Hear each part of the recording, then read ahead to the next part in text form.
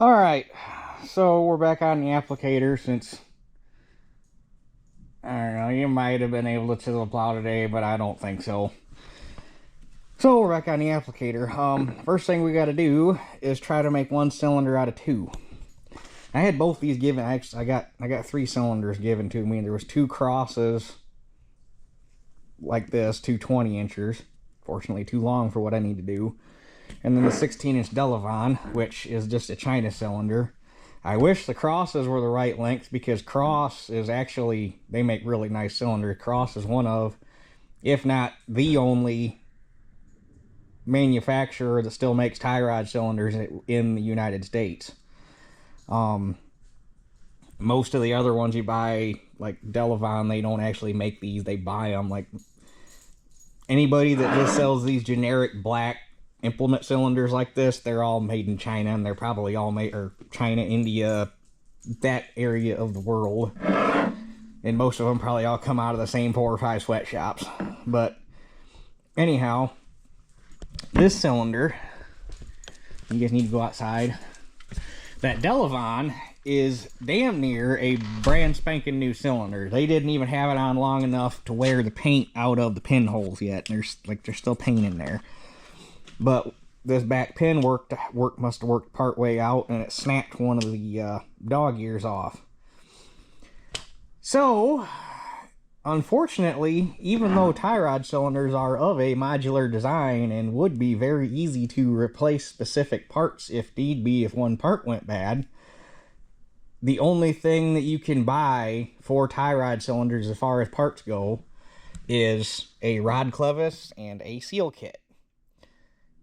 Nobody makes individual parts to fix a tie rod cylinder. So, like, if you call up a cylinder supplier, Dad's tried like 4 or 5 different hydraulic cylinder suppliers that he normally works with, including calling right to Delavan to see if they sold parts. Nobody sells, like, you can't buy this piston end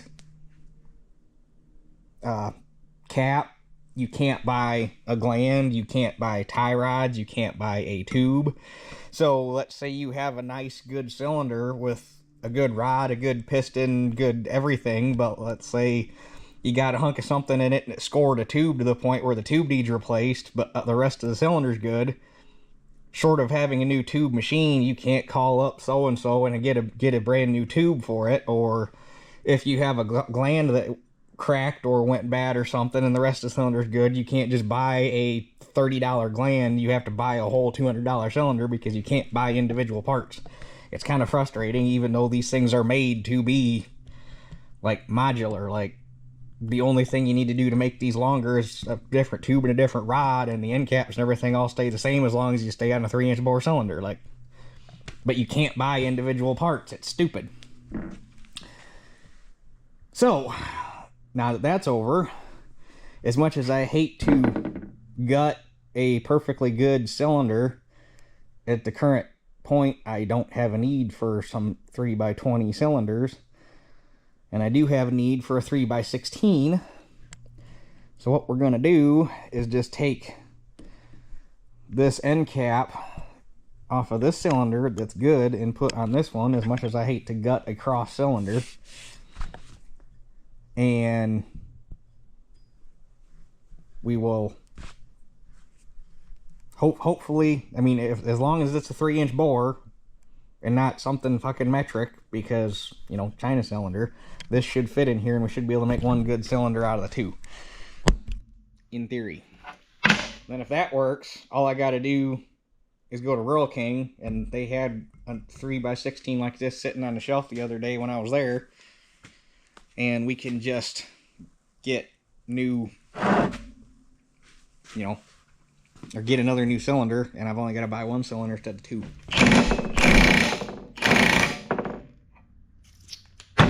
It's going to be difficult.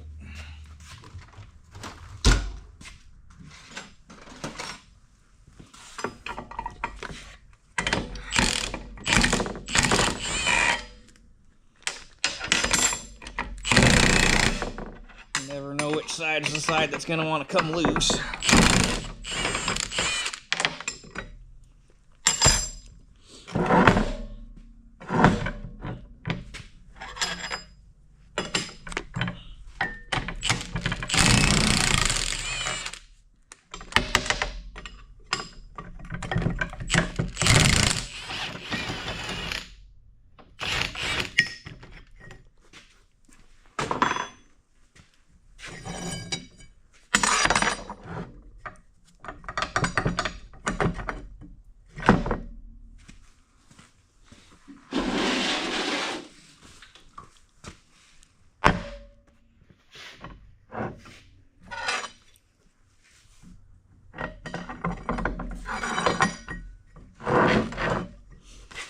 And this one's actually metric because China. And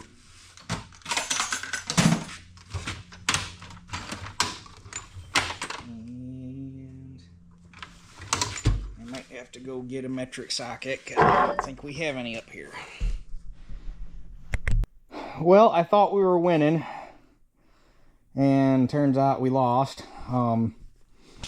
Got this end cap off of that cylinder, and it fits just fine. Like it was made for it. So I figured I'd knock the rest of the cylinder apart while I had it apart, and since it had moved, I was going to replace this O-ring and this gland. And I knew that we were going to have issues when I had to drive the piston all the way out of the tube. And there's a big old bark mark in it right there. A big bark mark in it right here. There is a kink in it, a hard kink. I don't know, I can't, if you see that line right there at the tip of my finger. That's a hard kink, like when it, like whatever happened to break that clevis, the rod must have been about that far extended. So the rod's junk, and had thought about, okay, we can take one of the rods out of these cylinders and shorten. Well, these rods, I mean, since it was a free cylinder and you needed a 20, you could throw $30 worth of seals in that and it'd probably work just fine. But for the effort it's going to take that rod and shorten it and rethread it to work in that cylinder, it's not worth using that rod. I went and looked at the other cylinder that's still at my house. That rod's not much better. So basically, I got 3 cylinders that I can't do a damn thing with because that one's junk. And these aren't worth, the parts in them aren't worth refitting to work in this cylinder. So this one's only good for parts, and these two are just probably going to sit around until they got a use or something. This one's not even worth putting. I might just drive it back together real quick and throw the tie rods back in it and call her square for now, because I don't feel like taking it apart the rest of the way to gut it. So let me get this mess cleaned up, and then we'll I'm gonna have to, tomorrow I'll run to go to TSC and see if they have 2 matching cylinders, because Rural King only had 1 on the shelf that I saw, and I'd like to have matching cylinders. So, but let me get this cleaned up, sorted out, and then we can start working on this stuff here. Alright, we can start mounting check valves. One last note on the cylinders, because I know at least one person's going to try to bring it up. Yes, you can buy brand new rod stock. No, it is not worth it. Chrome rod stock to rebuild or to make rod cylinders out of is very expensive, and Dad just priced a chunk out to fix that cylinder. And buy a chunk of rod stock, you are 3/4 of the way to a new cylinder, and you still got to machine or take the time to machine it, so you're just better off buying a new cylinder. 9 times out of 10, unless they are something very exotic like a rephasing cylinder or something that's going to be expensive to buy no matter what you do, Unfortunately, tie rod cylinders are just not worth re-rodding because rod stock costs more than the cylinder's worth.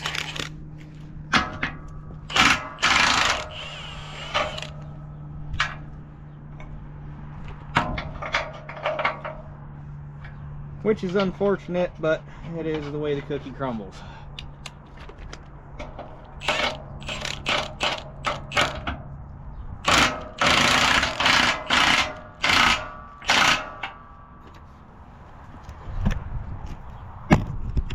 Look at that, a nice spot to put the camera.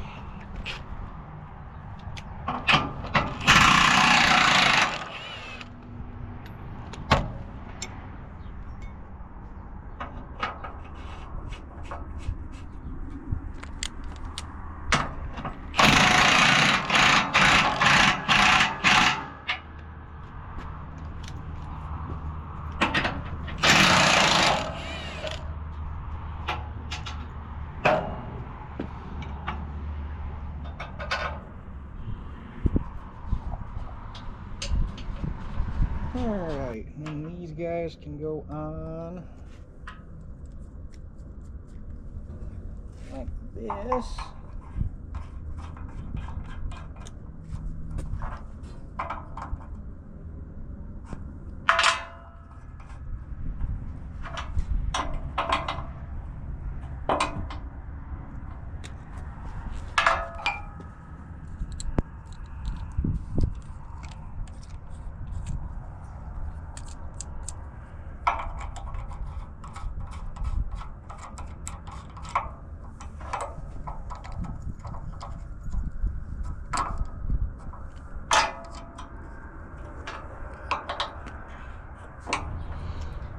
Okay, that's what the check valves are going to look like. The one in the center I turned and pointed this way just for ease of getting to it. I figure if you had to work on it, it's easier to hold it right, or to get to it right here than to be right here. So now I'll go down and get a roll of hose, and we should be able to do all the test fitting since everything is mounted identical, which is one of the nice things about doing it this way, is do all the test fitting on this one, and then once we get this one set, just cut them all the same length and they're all identical.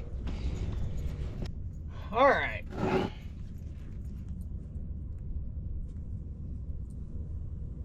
little bit of schlickum on there. I'm just using tire mounting compound because it actually works really good for this push on hose.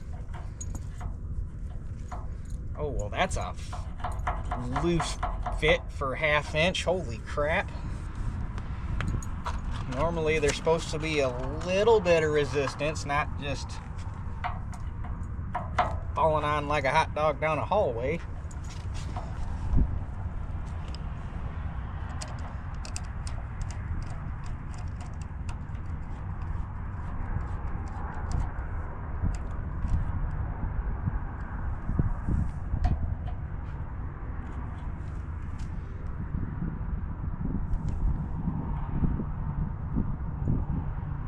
It's 1/2 inch because there ain't no way you're gonna push a 3/8 on there, so I guess it is what it is.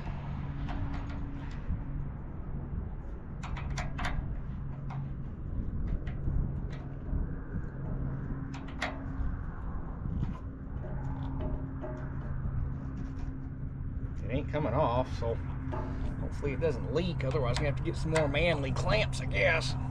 Lily, you stay over here. Now, if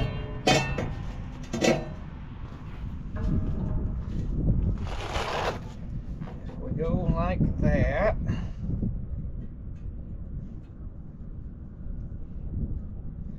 let me grab a zip tie.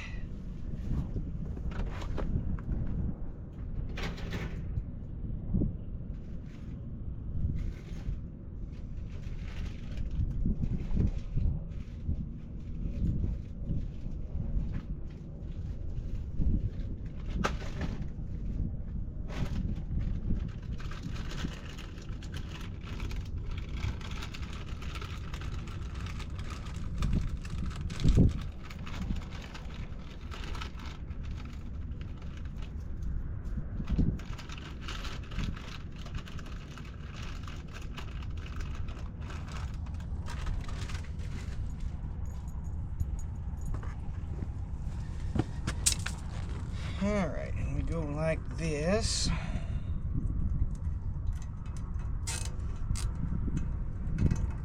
Leave that loose for a minute so we can play with it.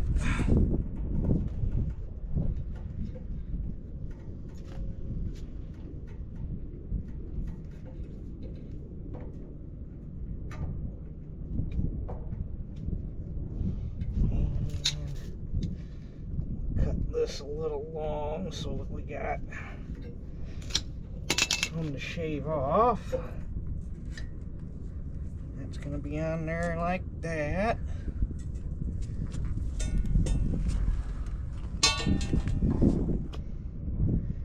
That right there looks pretty darn good.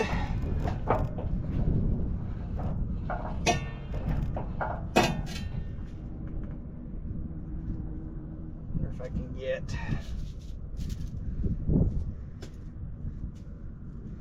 I don't know about these zip ties. These things seem a little cheap.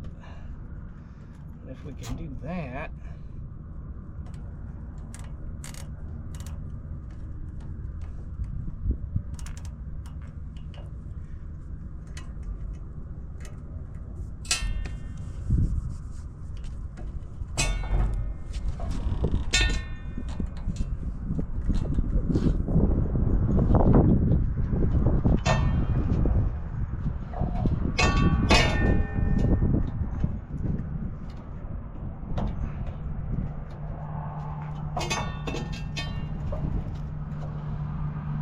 like that. I think we can make that work. So we'll cut these. We know what we're doing. We'll cut these back off for a hot minute. And then we can take this guy off and measure it.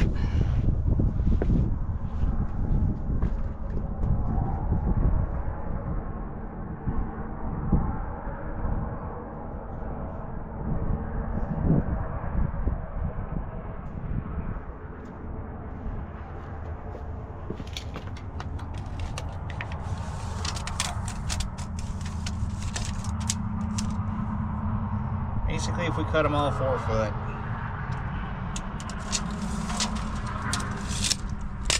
because the tail's a little overkill on this one, but if we cut them all 4 foot, I think we'll be in good shape. A little slick them on this. Doesn't really need it, but this stuff's supposed to have corrosion inhibitor. I doubt it would work on nitrogen fertilizer, but it's the thought that counts. Of course, these are throwaway anyhow, so it's not like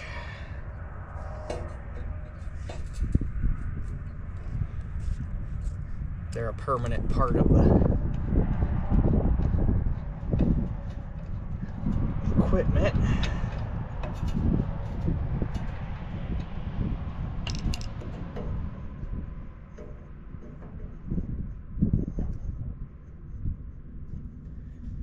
Let's see if we got some different zip ties though, because these things are, you know, when you feel zip ties and you can just tell right away that they're not, that's the way these feel. Alright, I know it's kind of probably going to be hard to see because it's dark, but it'll be more apparent tomorrow. But all the hoses are on for the coulters. Basically come off the valve, loop down, follow the shank around to here, and put a zip tie in that little tube they had on there, and a zip tie around the little arm here that the bolt goes through for the spring. And they lay in there pretty nice and don't pull on anything, so they follow the travel of the coulter really nice. So, and then I ran the hose to the center coulter because it's the one that doesn't have to really go through any clamps. The zip ties here are just temporary for running purposes. I think once I get my bundles together and figure out how big they need to be, I think I might drill and tap And not tap, just drill. This stuff's too thin to tap. Lily, come here. Come here. Don't go near the road. And actually, if I could get the whole bundle into one ring clamp instead of having to have one off either side and just run straight down the back, that would be even better. But we'll see how it lays out. But drill and put a big ring clamp back here, probably one up here and one down here to run the bundle through, so we don't got to use zip ties. And then there's going to be clamps on either side of the drawbar to start the hoses through. Probably somewhere in here, because they'll come off and come around, and then the first hose will come out and go to here. There'll be a clamp here, and then this one will come out of there, so there'll be a clamp here, and the bundle will come through and kind of have a little bit of a loop in it to make it loose, so that it will follow the pin around when you fold it. And I don't know if we'll need another one past here or not. We'll just have to see how things lay.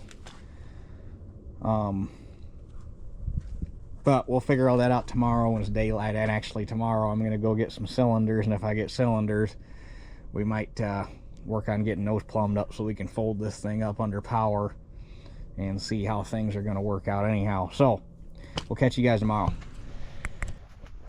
Alright, today we are going to start laying out clamps. Probably won't get to running any more hose. We'll see how long it takes. But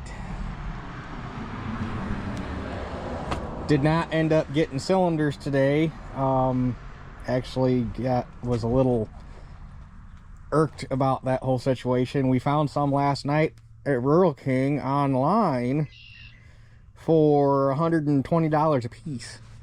For some 3x16 with 1.5-inch rods, which they don't carry in store. You can only get them online.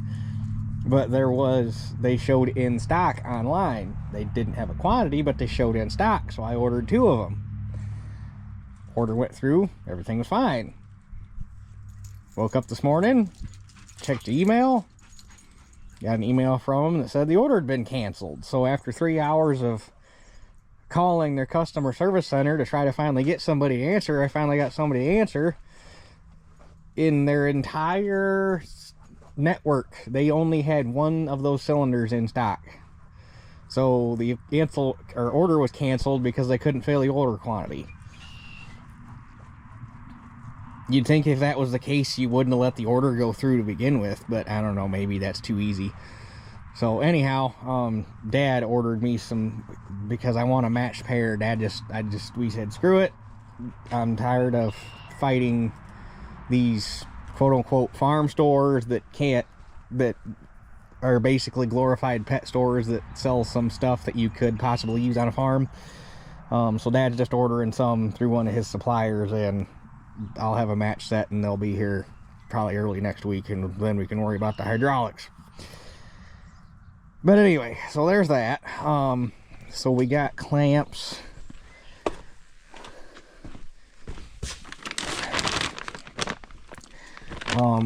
They're ring clamps. These were not what was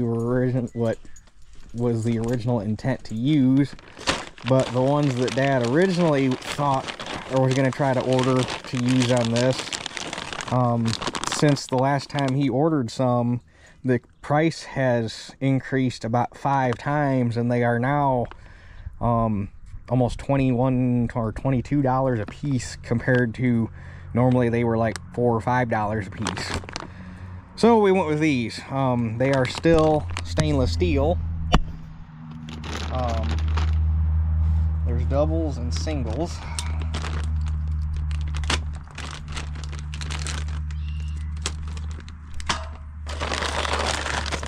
No, I guess they're all doubles. I lied.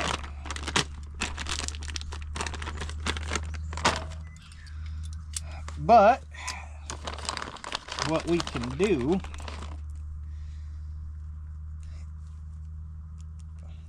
is, and the nice thing about these is you just cut a piece of pipe to use for a spacer, and you could stack them like that, so you've only got to use one bolt. So what we're gonna do is we're probably gonna have 2 of them somewhere in this vicinity here on the hitch, and that'll get 4 of them started down the toolbar, and the first one can come off and just go right to where you're sitting, because that's where the first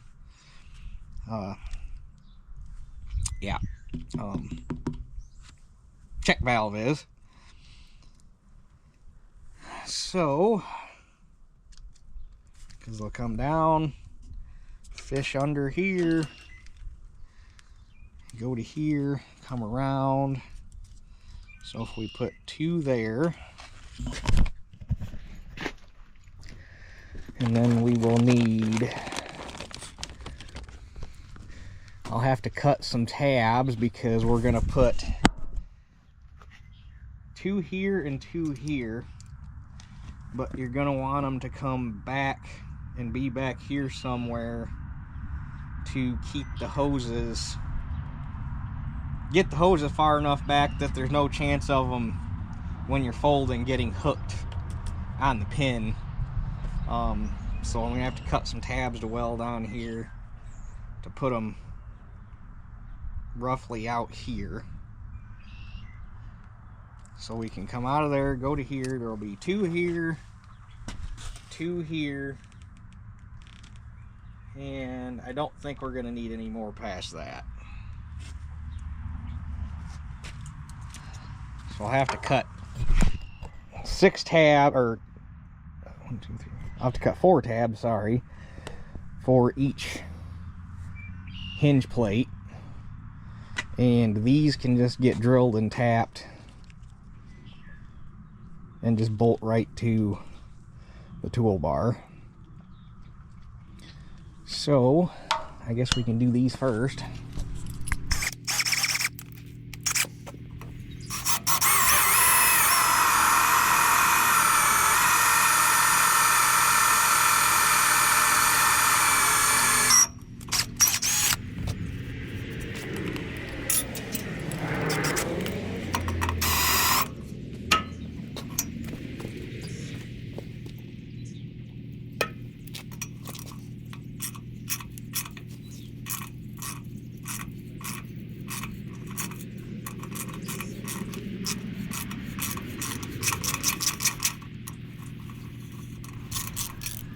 Alright, so there's those. We'll put the ones that are staying on the main bar in the bottom clamp. The ones going out the wings will be in the top clamp. And I just found a piece of thin wall hydraulic tubing. Cut some spacers 1 1/8 long, and that spaces them out really nice. So as far as out here goes, I was looking, and I think in order to avoid having to do any welding, we're going to make some that catch these bolt holes. I think that'll work out pretty decent, because you don't got to worry about anything. I mean, since this isn't a flat fold cultivator, these hinges never come together, so you don't got to worry about anything hitting. So we will, if I could just come up with something that's got a little bit of a piece of angle iron, would work, as long as it's got a deeper or a tall enough. Let me see what we got.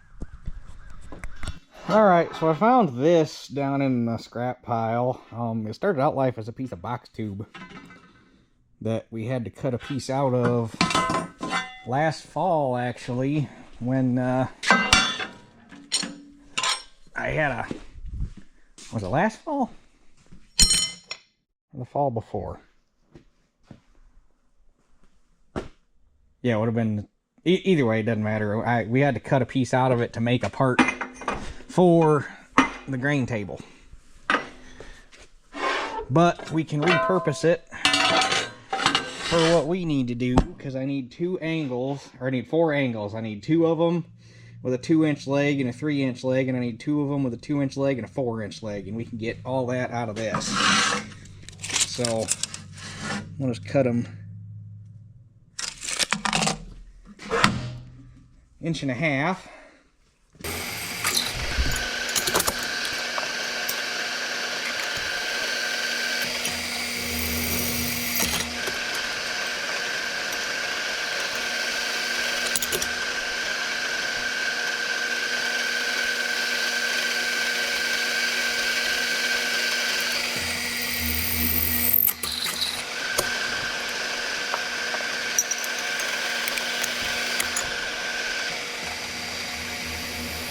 Alright, holes are drilled, everything's looking like it's supposed to. But they look a little goofy because technically they weren't angle iron.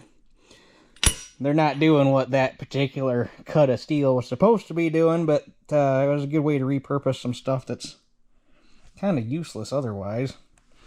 But the last thing I want to do is weld a little gusset on there to kind of give them a little bit of rigidity, because it is some pretty thin material. And then those will be ready to roll. Alright, I dare say those will do the job. Gonna bolt on here. It got dark on me, so I'm not gonna try to run hose today. I'll go ahead and hang these and throw some paint on them, and we'll do a couple other things while I got it out. But those will go there just like that. The long ones will be here, and the short ones will be here, since the hinges are different widths. So that should work. But I'll get these painted real quick, and then I got a couple other easy things we can do, and then that'll be it. Alright, next thing there's primer on those, so we gotta wait till it dries to shoot a coat of paint. But next thing we can do, since we can't run any hose, is need to make a bolt for the spring, wherever it is laying up there, for the ground drive wheel. I stopped by our bolt supplier today, or we got a bolt warehouse here. Stopped by there, they did not show any, and I kind of figured hold on, Lily's barking. Anyhow, I needed a 5/8 by 11, and I kind of figured that might be a long shot, because that's a pretty long bolt. At least to have, for someone to have like as a normal stock item. And they didn't have one, but they did have basically this is the equivalent to a grade 8 bolt, but threaded rod. I can't remember, because they don't grade rod the same as bolts. Seems like it's an A number or something, but it's a grade 8 equivalent threaded rod, which I'm more comfortable using. So we'll just make our own bolt.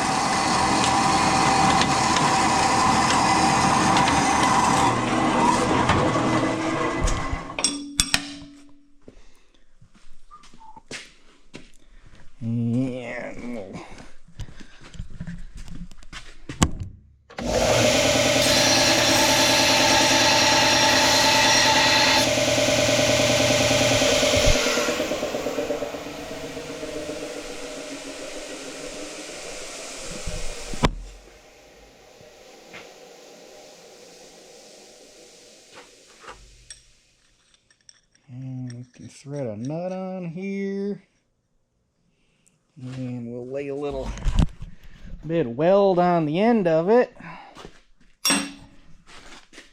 and it will be good to go.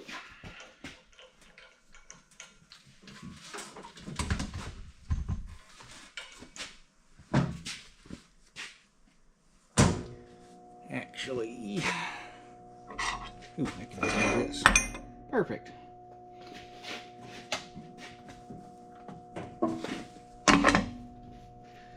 Probably ought to get this further away, because it's not going to like that arc flash being that close. You ain't going to see nothing there. We'll put you over here.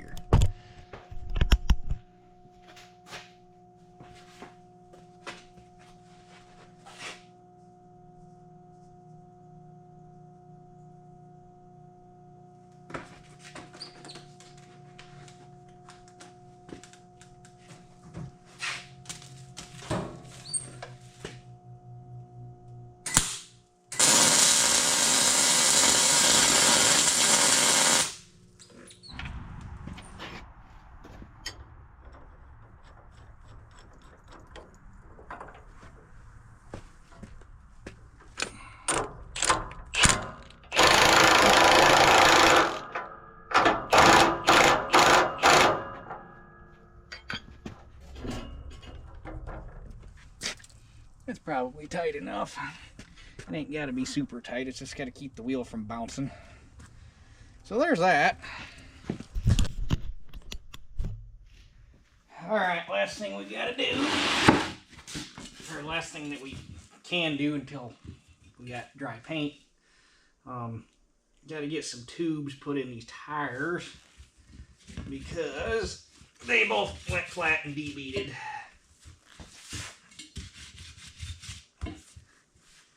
Which I kind of figured they would, but it was worth a shot. Trying them tubeless. You never know.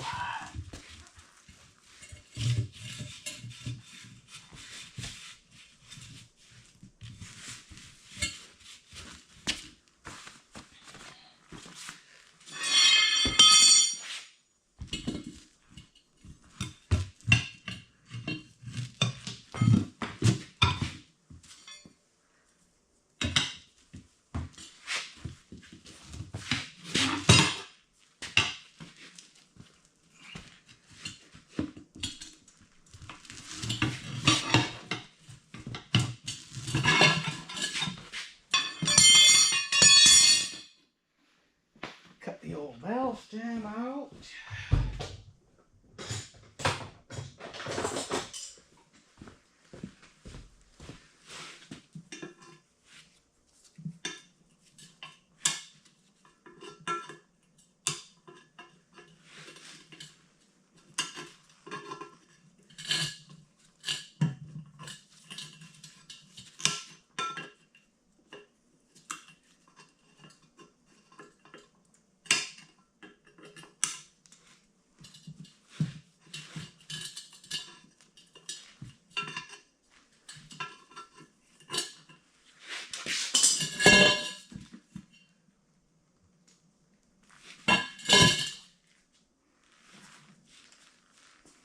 And we can put the tube in.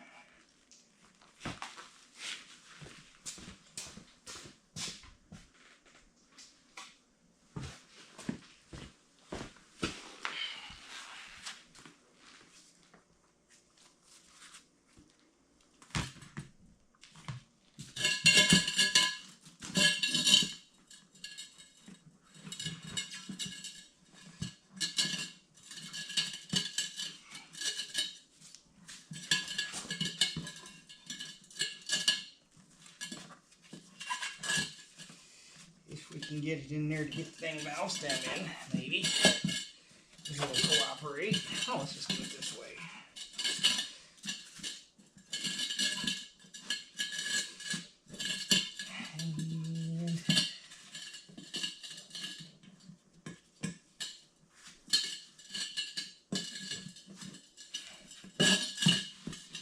Come on. Be good for me.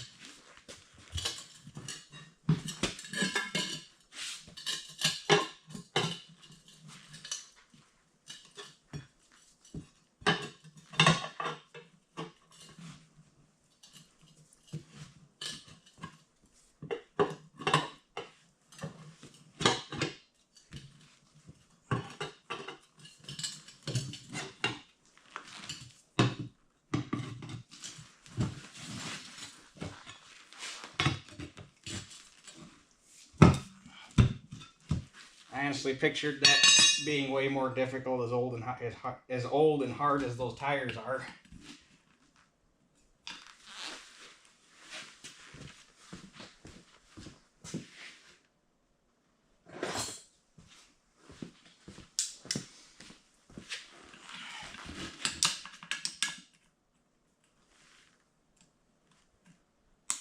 I'm not even sure you could buy this size tire in a rib tread anymore. I think anything you buy is going to be a trailer tire.